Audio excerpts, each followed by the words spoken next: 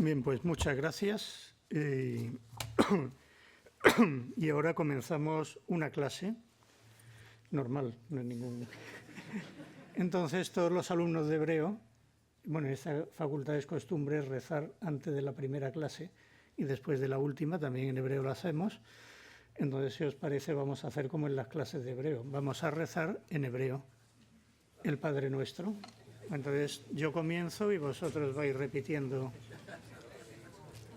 Avinu Shebashamayim, Yitkadesh Shmecha, Tavo Malkuteja, Ya'aseh Retzonja, Kemo Bashamayim, Ken Baaretz, Et Lechen Jukenu, Ten Lanu Hayoma, Uslach Lanu Et Jobotenu, Kaasher Salachnu, Gam Anachnu, Lechayavenu, Ve'al Tevienu, Lidenis Hayom, Kin Halsenu Min Hara. Amén. Bueno, ya. Entonces, comenzamos la clase de hoy, en la que, como corresponde, estamos en clase de hebreo, por tanto, el tema va a ser algo relacionado con la lengua hebrea, la interpretación de la Biblia en sefarad, gramática, filosofía y teología. También para tranquilidad de los alumnos, ya les advertí el otro día que hoy no haremos el test inicial que solemos hacer en clase de hebreo. Esto por hoy queda perdonado y pasamos directamente al tema. ¿Por qué me he propuesto este tema para esta última clase? Por una parte, porque he trabajado bastante sobre él y de paso también me sirve para acoger una sugerencia que me hicieron al preparar esta lección de que fuera hablando también de paso de algunos detalles de mi trayectoria de formación, trayectoria docente e investigadora, a la vez que desarrollo un tema académico. Por eso nos vamos a retrotraer un poco a mi infancia, que es cuando arranca el interés por estos temas. Os explicaré por qué. Digamos, cuando tenía 5 años, hasta los 10, pasaba por aquí, todos los días camino del colegio, en la plaza de Séneca, en Córdoba. Siempre me llamó la atención ese descabezado. La plaza estaba más caótica que en la foto, ahora está más arregladita. Y esa casa que se ve a la izquierda, la que llamaban misteriosamente la casa de Séneca. No creo que Séneca viviera ahí, pero ciertamente trae un recuerdo. Estamos sobre la Córdoba romana. Y, de alguna manera, eso ya empieza a llamar mi atención sobre qué es eso de la filosofía a la que se dedicó este Séneca, que parece que debía ser un tipo importante. Luego cambiamos de casa y para ir todos los días al instituto pasaba por aquí. 4 veces al día, vamos, prácticamente. Ida y vuelta, como se ve, junto a la catedral y parte de la judería. Más o menos estamos hablando de cuando yo tenía de 10 a 15 años. Y a mí pues me sugestionaba lo que habría sido la vida de aquel barrio en la época califal, con sus intrigas, artistas y sobre todo con sus sabios vecinos, a los que la ciudad estaba dedicando por aquellos años unos monumentos conmemorativos que iban apareciendo, además de a Séneca, del que ya he hablado antes, a Maimónides y a Averroes. Estamos hablando siempre de 3 filósofos que, de alguna forma, ¿qué será esto de la filosofía que están trabajando esta gente? Y luego, a la vez que pasaba por ahí, reclamaban mi curiosidad unas escrituras para mí muy misteriosas, como eran la árabe, que veía en bastantes sitios de la mezquita, y la hebrea, que se veía en las inscripciones de la sinagoga. O sea, en el fondo, para un niño, todo un mundo de misterios ocultos y fascinantes. A la vez, pasaba a diario junto a mi parroquia de San Pedro, vista por aquí, desde atrás, es por donde pasábamos desde casa para el instituto, que también es donde estaba el Cristo de la Misericordia y Nuestra Señora de las Lágrimas, mi hermandad desde que nací. Y también, bueno, San Pedro es una de las muchas parroquias creadas en la ciudad por el glorioso San Fernando, que liberó Córdoba el día de San Pedro, 29 de junio de 1236, momento en que, por situarnos un poco en el tiempo, en esta facultad que estamos, el joven Tomás de Aquino tenía 11 años y estaba recibiendo en la abadía de Montecassino su primera instrucción teológica. Allí en la parroquia asistí a la catequesis y ahí se empezó a desarrollar mi primer conocimiento del mundo de la teología, junto con las excelentes clases de religión que recibía en el instituto y, sobre todo, donde más aprendí, que fue en casa de mis padres, donde fui conociendo y amando más la fe cristiana, que es la base imprescindible de la teología. Así pues, el interés por la gramática de unas lenguas para mí entonces misteriosas como las semíticas, la fascinación por los filósofos de tiempos pretéritos y el hambre de conocer más a fondo la teología, me parece que desde entonces han ido configurando mi vida académica y hunden ya sus raíces en aquellos primeros años del despertar a la vida. Como ya os he dicho antes, una vez terminado el bachillerato me fui a Sevilla a estudiar matemáticas y nada más llegar tuve la suerte, aquí en el Colegio Mayor Guadaira, donde vivía, de participar en esta tertulia con San José María. No aparezco yo en la foto, estoy un poquito a la derecha, pero estuve en aquella tertulia que, sin duda, aquel encuentro también forma parte fundamental de mi biografía y de todo lo que llevo en el corazón. Una vez terminados los estudios de matemáticas, me fui a Roma a terminar de estudiar allí la teología y allí tuve una conversación que habría de influir mucho en los acontecimientos siguientes. Estaba en el seminario de la prelatura en Roma y este señor de la foto, don Antonio Miralles, era el director de estudios y me llamó, como a todos los que terminábamos ese año, a su despacho para más o menos decirnos lo mismo. Bueno, estabas terminando, me ordenaba 2 o 3 meses después, ya te vas a ordenar, luego pues puedes ir a Pamplona a seguir estudiando. Allí hay estudios de Derecho Canónico, de Teología Sistemática, de Teología Moral y Espiritual, de Sagrada Escritura y de Historia de la Iglesia. ¿A ti qué te gustaría hacer? Y yo dije, cualquier cosa menos escritura. Y dijo, ¿pero por qué cualquier cosa sobre escritura? Menos escritura. Pues yo no sé nada de escritura, he hecho fatal las escrituras, no me gusta nada, o sea que me apunta a cualquier cosa menos escritura. Y dijo, bueno, pues ¿sabes qué he pensado? Que vas a hacer escritura. Entonces voy a decir a Pamplona que te guarden sitio en escritura y si cuando llegues te matriculas de escritura. Y si no te gusta, en 15 días te vas a otra especialidad y tan tranquilo. Con lo cual, por eso llegué yo a estudiar escritura aquí.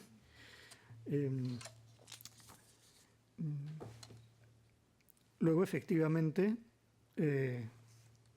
pocos días después me ordené en Torre Ciudad, el 15 de agosto de 1980, y celebré mi primera misa en mi parroquia en Córdoba el 26 de agosto de ese mismo año, 1980, y a final de septiembre ya estaba en Pamplona estudiando Biblia y don Antonio Miralles acertó, me gustó y no me cambié.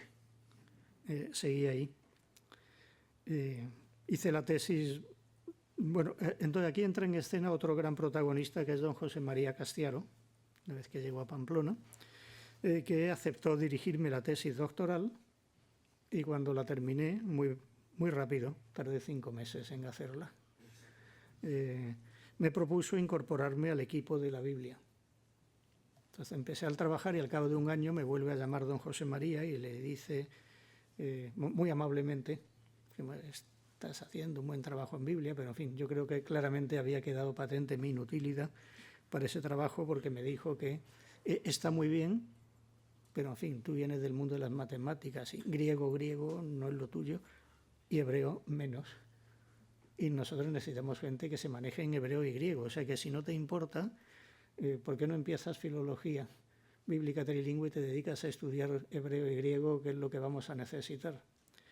Y esto es lo que hace que comience filología aquí y luego me trasladé en mi expediente a la Pontificia de Salamanca, que es donde terminé la licenciatura y luego el doctorado. Y allí también otro personaje importante, bajo la sabia docencia del profesor Carlos Carrete, es cuando fueron encajando más académicamente las piezas de mi afición en el estudio del mundo medieval del califato, de las juderías, con el estudio de la Biblia y la teología. Entre Castiero y Carrete me animaron a estudiar de modo intensivo la lengua hebrea en Jerusalén y, bueno, y allí me fui bastantes veranos, uno detrás de otro.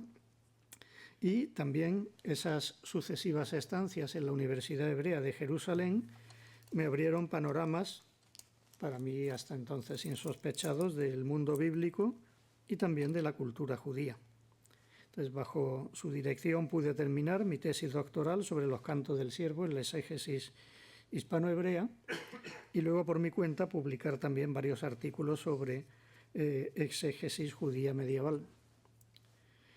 Por eso, la interpretación de la Biblia en sefarad, es decir, en la España judía, es un tema académico del que siempre me ha interesado, pero del que nunca había tenido la oportunidad de hablar en la Universidad de Navarra.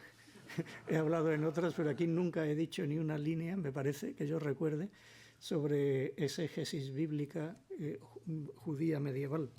Así que pensé, pues mira, esta es la ocasión en una clase de hebreo para que por lo menos me oigan una vez hablar de este asunto que, de alguna manera, gramática, filología y teología se entrecruzan en estas interpretaciones y son temas que, como he comentado, siempre han tenido protagonismo en mi interés desde aquellos lejanos años del bachillerato en el Instituto Séneca. Ahora sí, vamos a hablar algo de interpretación de la Biblia en la España judía, por lo menos un poquito. Un poquito de antecedentes. Vamos a hablar un poquito de quiénes son los caraítas y los rabanitas. Para eso nos retrotraemos al siglo VIII. En ese momento las academias rabínicas están en torno a Babilonia, en Sura y Pumbedita. Allí se han establecido los pocos que pudieron escapar de la destrucción. Cuando Yohanan ben Zakkai escapa el año 70 del templo, funda una escuelita en Yabne, de ahí se trasladan a Tiberias y de ahí se van a lo más lejano del Imperio Romano, donde no puedan llegar los romanos, que es a Babilonia. Y fundan ahí dos grandes academias, que es donde se va a desarrollar primero la Mishnah y luego el Talmud. Ahí es la época de los gaones y de los grandes sabios que configuran todo el judaísmo posterior en el Talmud.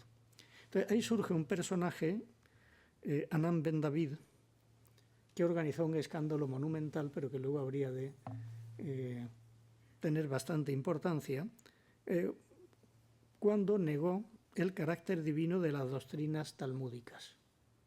La Biblia sí, pero el Talmud no tiene carácter divino. Lo que Dios ha dicho, lo ha dicho en la Biblia y nada más que en la Biblia. Organizó un escándalo monumental. Entonces, todo el grupo de sus seguidores, primero les llamaban los ananitas, pero pasaron a llamarle los caraítas. Cará en hebreo significa leer. O sea, solo aceptan lo que se puede leer en la Biblia. Esos son los caraítas. En cambio, los otros, los que dicen que hay más abundancia, Rabbá en hebreo es mucho, se les llaman los rabanitas. Los rabanitas son los que dicen que también hay otro medio de transmisión de la revelación divina, que es la Torá oral, que queda reflejada en el Talmud. Hubo una batalla a muerte que se va a prolongar durante siglos, pero que va a ser muy fructífera para la exégesis. Incluso hay un pasaje muy divertido del Talmud en el Tratado Bavad Metzia, el folio 59, vuelta B, que ilustra estas tensiones. Está hablando de una discusión en la escuela, entonces uno de los maestros rabanitas, es decir, que hay más cosas, está intentando convencer a los demás de su punto de vista. Pero le discuten un poco, entonces hay un momento en que se enfada y dice, si tengo razón, que este algarrobo que está ahí se traslade a una distancia de 100 codos. Y sus compañeros dicen, no. Bueno, y entonces el algarrobo se levanta, camina sobre sus raíces y se cambia de sitio. ¿Lo veis? Me está dando la razón. Pero sale uno de los caraítas y dice, no, si esto no está escrito en la ley no puede ser real. Entonces dice, Dios mío, ayúdame, que ese arroyo que pasa por ahí me dé la razón. Y el arroyo dio media vuelta y cambió de dirección el agua. ¿Lo veis? Me está dando la razón el arroyo. No, si la ley no está escrito en la ley no puede ser cierto. Entonces se dirige a las paredes del edificio. Que las paredes me den la razón. Entonces uno de los caraítas le grita a las paredes, ¿quiénes sois vosotras para hacer cosas en contra de la Torá? Ni se os ocurra obedecer. Entonces las paredes se desplazaron pero no se derrumbaron. Se quedaron en un equilibrio totalmente inestable, amenazando con que el techo se les iba a caer encima. Y entonces este rabino gritó a Dios, si el cielo está de mi parte, que me dé la razón. Entonces se oye una voz del cielo que dice, pues tiene la razón, escuchadle. Entonces los rabanitas dijeron, no, la Torá no puede venir del cielo, la ley no está en los cielos, que es una cita del Deuteronomio, y ya está. Al final se cayó la casa sobre todos por no haberle hecho caso al rabino. Bueno, no sé si esto da idea, esa anécdota del Talmud, bastante legendaria como se ve, de que tenían presupuestos irreconciliables, pero entra un tema teológico interesante. ¿La revelación está solo en la Escritura o va llegando a través de una tradición oral que es la que da la clave para interpretar la Escritura? Entonces, esto va a tener una gran influencia en los gramáticos de la Escuela de Córdoba, que va a empezar a desarrollarse en el siglo X, cuando el judío Hasdai Ibn Saprut era uno de los hombres más importantes en la corte de Abderramán III.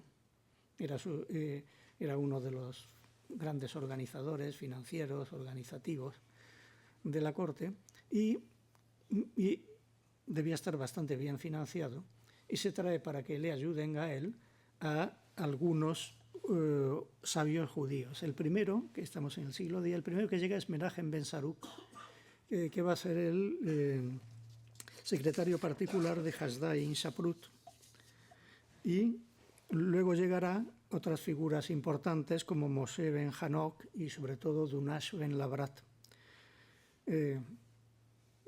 Menachem compone el primer diccionario de hebreo en hebreo, que es el Mahberet. Él pone cada palabra y va explicando con distintos textos bíblicos el significado de la palabra. ¿Por qué? Él explica por qué es importante un diccionario. Porque para entender lo que dice la Sagrada Escritura es fundamental conocer bien el vocabulario y la gramática para poder deducir el significado de verdad. Entonces él publica el diccionario y Dunash Ben Labrat le salta al cuello con un libro que se llama Teshuvot, Respuestas, acusándolo de caraíta. Porque, o sea, los que solo tiene importancia. Y entonces va a escribir otra obra, las Teshuvot de Dunash Ben Labrat, que es muy interesante en la historia de la lengua hebrea, por varios motivos, alguno anecdótico. Empieza con una gran poesía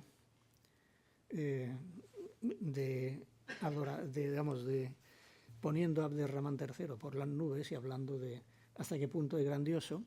Entonces cuenta una caravana que llega a Córdoba en su tiempo, en plan poético en hebreo, con la reina Doña Toda de Navarra, que había ido a Córdoba a ser curada por los médicos del califa, con toda su corte.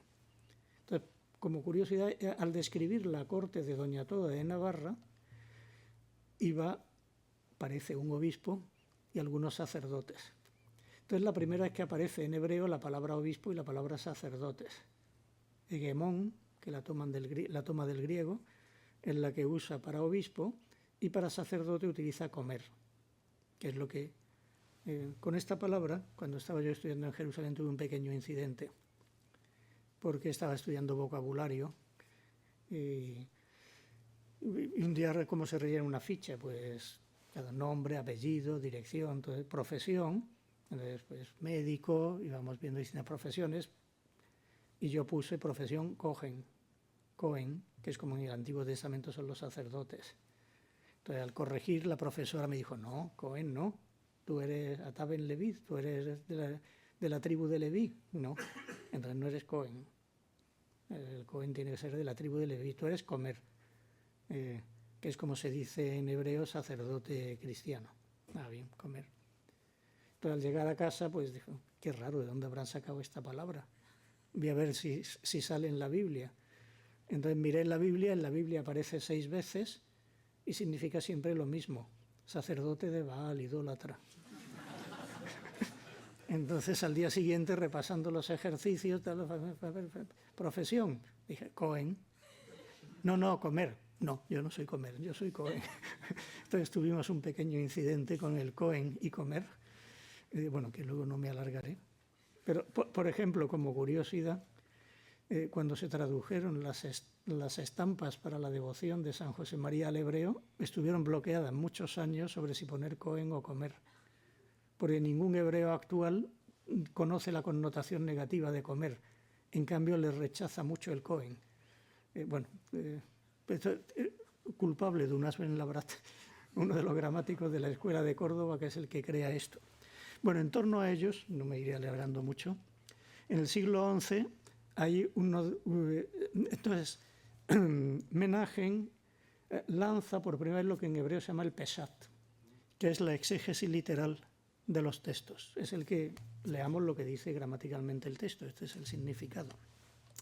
Y que van a ir desarrollando unos tipos que son bastante conocidos, no voy a decir nada, Yehudá ben David in Hajui, Jonah in Yanach, Moshe ben Shmuel Jacoen in Chiquitilla, Shmuel Anagidim Nagrella, Yishak in Gayat y Yehudá in Balam.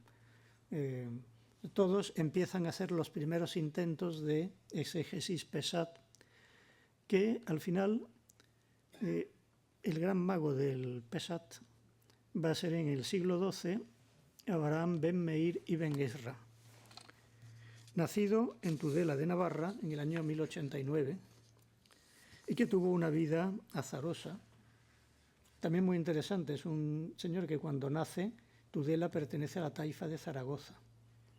Entonces lo que estudia en el colegio es árabe. Y luego en la sinagoga, hebreo.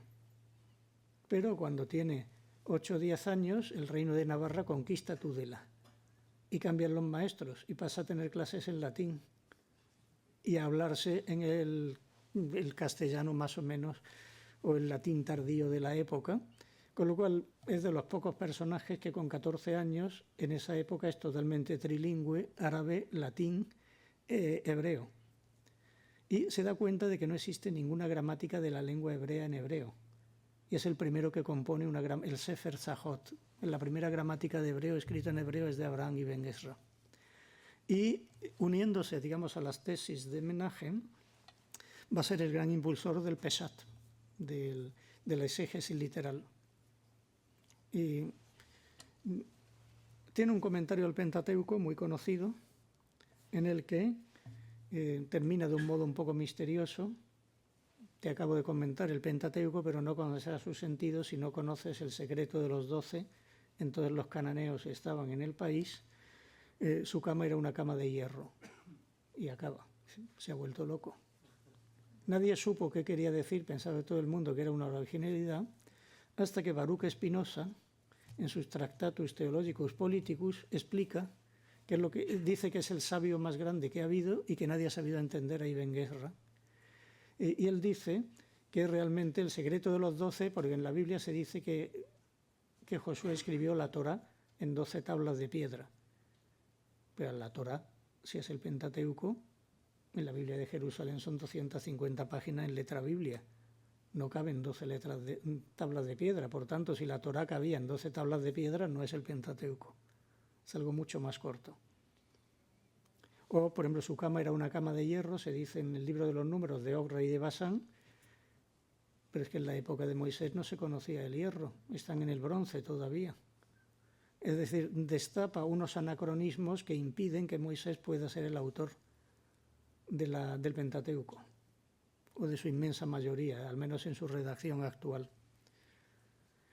También hace algo parecido en el comentario a Isaías con los 4 cantos del siervo. Son 4 piezas que están sueltas y que es el único que dice en su momento que estas 4 piezas no son de Isaías ni del autor de la segunda parte de Isaías, sino que han sido puestas después, pero que están escritas por él mismo.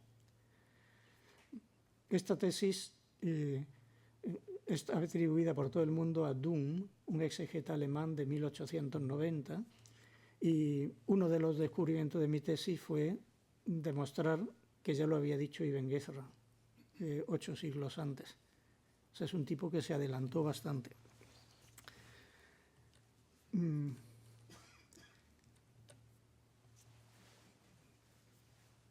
Claro, después de... Vamos a ver muy brevemente.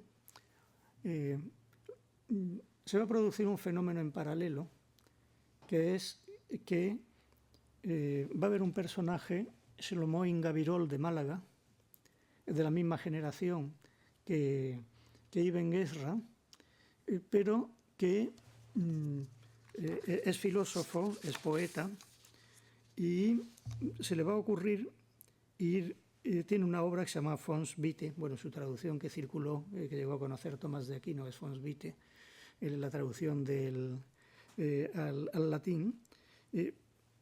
Introduce, sin tener nada que ver con IR, un modo distinto de lectura, que es leer el texto bíblico como alegoría de realidades filosóficas. Entonces, bueno, de forma que va a ser el gran introductor, al menos en el mundo de la exégesis judía, de Filón de Alejandría. Y sobre todo es el que le va a abrir al gran sabio siguiente en el siglo XII, bueno, primero Abraham ibn Daud, también de Córdoba, y luego sobre todo a Moshe ben Maimón, a Maimónides, una nueva vía de explicar el texto bíblico, que es estudiarlo en diálogo con la razón y con la filosofía, tema que nunca se había planteado al judaísmo. Ver hasta qué punto es compatible con la razón lo que dice el texto bíblico. Lo va a hacer en un lenguaje bastante alegórico, pero que va a desarrollar toda otra línea, que es lo que se llama Remez, que es la interpretación alegórica de la Biblia judía. Esto va a generar bastante inquietud en algunas sinagogas, porque claro, es un diálogo con el mundo cultural pagano, la filosofía. Entonces, ¿dónde se está metiendo Maimónides? Y esto va a lugar a un movimiento que nace en Provenza, pero que va a entrar por Cataluña, especialmente en España, en la sinagoga de Gerona, con Moshe ben Nachman. Van a explotar que, por una parte, hay unas diferencias sociales dentro del judaísmo entre los intelectuales y el pueblo. Los intelectuales se están haciendo en masa maimonideos, y entonces empiezan algunos predicadores a decir que no nos engañen, esto es mentira. La Biblia está llena de milagros y de secretos, pero que solo desde la verdadera piedad y la observancia de la Torá y empiezan a buscar sentidos en la Biblia ocultos en el tamaño de las letras, en el modo de las letras, en los valores numéricos de las letras. Entonces, uno de los maestros va a ser Nachmanides, que es lo que va a dar lugar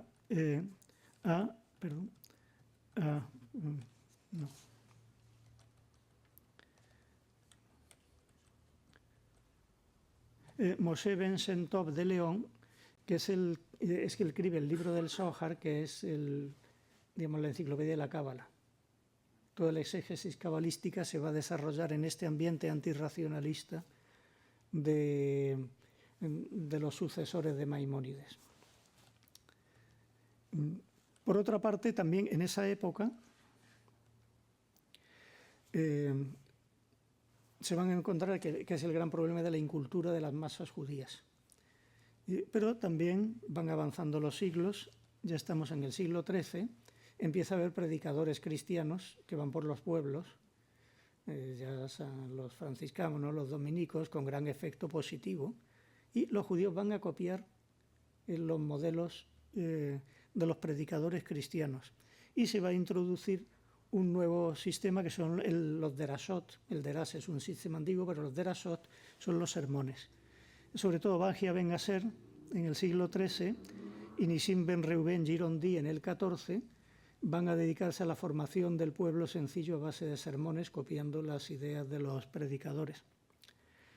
A partir de ahí, hasta ahora estamos hablando de ambientes más o menos académicos, pero en paralelo se van a ir desarrollando disputas organizadas por los reyes, la más famosa es la de París, pero luego a partir de ahí entre judíos y cristianos, a ver quién tiene la razón. En Sefarad el primer gran polemista va a ser Jacob Ben Reuben, que va a escribir un libro, Milhamot Hashem, que es como un manual de polemistas, con cuáles son los argumentos que tienen que desarrollar contra los cristianos. Y va a haber una serie de grandes polemistas que voy a mencionar, Moshe Jacob en Crispín, que va a meter ideas neoplatónicas en la exégesis judía para intentar hacer frente a los cristianos. Moshe Jacob de Tordesillas, que fue el portavoz de la parte judía en la disputa de Ávila, y Shem Tov Inshaprut, que es un personaje interesantísimo, era el gran rabino de Tudela. Estamos ya en el siglo XIV, 1300 y algo, y también en el reino de Navarra se organizó una disputa que se celebró en el castillo de Pamplona y que tuvo como protagonistas a Shem Tov Inshaprut, que era el gran intelectual judío. Por ejemplo, tiene un libro que se llama Eben Bohan, que es un manual judío, que uno de sus capítulos es la traducción al hebreo del Evangelio de San Mateo para uso de polemistas judíos, para que pudieran conocer el Evangelio. Y entonces el portavoz de la parte judía fue Shem Tov Inshaprut y el portavoz de la parte cristiana fue Pedro de Luna, que luego sería el Papa Luna. Esta disputa duró unos días, fue en el castillo de Pamplona, y se conservan las actas de esa disputa escritas en hebreo. Están en la Biblioteca Nacional de París. Nunca han sido publicadas ni editadas, pero en fin, tengo las fotocopias. Si en algún tengo tiempo y ganas, igual me dedico a hacer algo de eso. Pero quizá de todas formas, ya los alumnos la conocen porque he hablado de ella varias veces, quizá la más extensa fue la disputa de Tortosa en el siglo XV, 1413-1414. Se inició en Tortosa, luego las últimas sesiones fueron en esta iglesia, en la iglesia de la localidad de San Mateo, hoy en la provincia de Castellón, en 1414. Y ahí el portavoz de la parte cristiana era un judío bautizado, Jerónimo de Santa Fe, Joshua Jalurquí, que hizo una demostración que dejó absolutamente perplejos a todos los portavoces de la parte judía, porque lo hizo explicando sus argumentos. Una de las cosas que decían sobre todo los cabalistas y los más piadosos es que hay muchos sentidos ocultos queridos por Dios directamente en la Biblia, especialmente concentrados en el primer capítulo del Génesis y especialmente en la misma palabra del Génesis. Pues hay una obra que es el Bereshit Rabbah, muy antiguo, del siglo III-IV, que es un comentario ya sobre los primeros capítulos del Génesis. Y entonces él dijo, tenéis toda la razón del mundo. Todo lo principal de lo que Dios quería revelar está revelado en la primera palabra del Génesis, que es Bereshit. Y entonces, uno de los procedimientos cabalísticos, pero que tiene su origen en la época de Jesucristo, lo que se llama el notaricón. Está la gematria, que es el valor numérico de las palabras, y el notaricón, que es leer las palabras como siglas. Entonces dice, vamos a usar el notaricón para ver Breshit, cuáles son el sentido oculto que tiene. Vamos a ir letra por letra. B es la inicial de Ben. Resh es la inicial de Ruach. Aleph es la inicial de Ab. Shin es la inicial de Shalosh. Yud es la inicial de Yihud. Tav es la inicial de Temimá, es decir, Ben, el Hijo, Ruach, el Espíritu, Ab, el Padre, Shalosh, los tres, Yihud, uno, unicidad, Temimá, completa. El Padre, el Hijo, el Espíritu y el Padre, los tres, unicidad completa. Sorprendente, después de esto, 6 de los grandes rabinos del Reino de Aragón se bautizaron. Son unas lógicas que para nosotros se escapan, pero que forman bien. Y llegamos a la gran síntesis, simplemente aludiré a él muy brevemente, que es en el siglo XV, don Yitzhak Abravanel, que va a copiar los modelos de la Summa Teología de Santo Tomás para ir explicando la Biblia. Va a poner un texto, va a dar una serie de razones en contra, luego va a decir responde y va a comentar. O sea, el mismo esquema es el que mete en la y además integra todos los sistemas. También con este señor, bueno, un día iba a subir a Jerusalén, estaba estudiando allí, estaba en la parada del autobús y llega un chico americano que iba para la universidad. Éramos los dos que estaban en la parada de autobús, nos saludamos, shalom, shalom. Y entonces empezamos a hablar un poco de dónde eres, mi Jarsota Berit de Estados Unidos, y Beatá, y yo y tú, mi Sfarad de España. Me dijo, qué bien, mi familia es de España. Y yo ingenuamente le pregunté, ¿dónde viven? Bueno, hace 500 años que ya no vivimos ahí. Dice, porque en realidad somos originarios de Portugal, pero luego nos trasladamos a España, estuvimos viviendo en Extremadura, luego fuimos a Tarazona, luego a Granada, luego de ahí nos fuimos a Nápoles, de ahí a Corfú, de Corfú a Venecia, luego un par de siglos después a Ámsterdam y a principios del siglo XIX a Estados Unidos. O sea, tenía todo el itinerario y le dije, ¿no serás Abravanel? Y entonces él palideció y dijo, ¿cómo lo sabes? Sí, soy Abravanel. No usamos en público este apellido desde hace siglo y medio porque es impronunciable con facilidad en Estados Unidos. Usamos un apellido que suena más americano, pero soy Abravanel. ¿Cómo lo sabes? Bueno, no tiene ningún misterio. Yitzhak Abravanel, yo lo había estudiado para mi tesis y me había leído una biografía de Abravanel que coincidía en todo. Fue ministro de Finanzas del rey de Portugal. Lo echaron y se instaló en Segura de Serena a gestionar las pocas posesiones que le quedaban en España. Hasta que se enteró Fernando el Católico de que el genio de las finanzas está administrando unas tierrecitas de nada en Extremadura y lo llama en ese momento a Tarazona, que es donde estaba Fernando, y le ofrece llevar las finanzas del Reino de Aragón.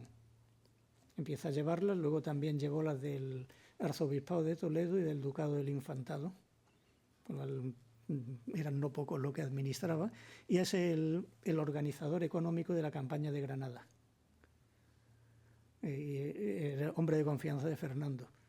Y de hecho este cuadro que tenéis aquí es Abravanel delante de los reyes católicos intentando convencerlo. Él tiene una nota en hebreo de su conversación con Isabel y Fernando para que no los expulsaran, pero que no tuvo éxito.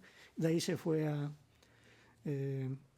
Nápoles, de ahí se fue a Corfú y luego cuando escribía allí se entera la República de Venecia que el genio está en paro y lo contrata. En sus 5 últimos años fue el ministro de Finanzas de la República de Venecia.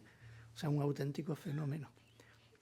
También es curioso, la biografía de este señor, que es la que yo había leído, está escrita por Ben-Zion Netanyahu, que es el padre de Bibi Netanyahu, el actual presidente de Israel, que es un gran historiador judío. Bueno, en resumen,